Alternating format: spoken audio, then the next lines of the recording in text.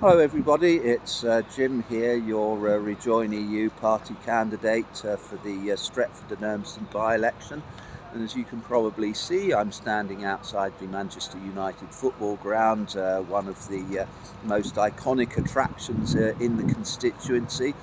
And I was wondering to myself, how is a club like Manchester United going to cope with the new immigration rules and regulations that have been put in place by Brexit? I mean, after all, aren't they rather dependent on having people from the EU being able to come and play for them? I mean, what about Cristiano Ronaldo, for instance?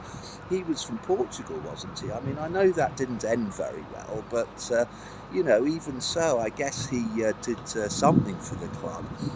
I mean, I suppose that a large club like Manchester United, which I guess is pretty rich, large clubs like them and the large businesses and so on, they won't have too many problems, you know, because they can employ lawyers to get round things, and they have large departments which are enable them to cope with all the new rules and regulations surrounding trade with the EU. But what about the small businesses? I guess they're the ones that are really going to suffer, aren't they? You know, I mean, the small businesses that are reliant on being able to recruit people to pick crops, and the people that need bar staff and other catering staff.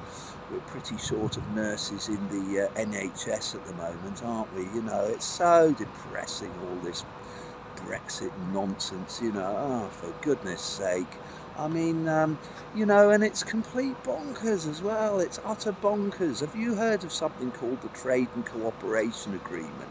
So these are the arrangements that have been put in place to replace the governance arrangements that we had when we were members of the EU, you know. And if you read that document, I mean, it's full of stuff about the Cooperative Assembly and the Conciliation Council and the various committees in place that are needed in order to govern trade. So what's the difference? What's changed? I mean, you know, if you exist in an interdependent world, I mean, you have to interact with your nearest neighbours one way or another. So what's really changed since we left Brexit? In other words, was it really worth it? You know, I mean, I really don't think it was. It's just making our lives more depressing. And, you know, we're generally becoming more and less tolerant as a society. What is that?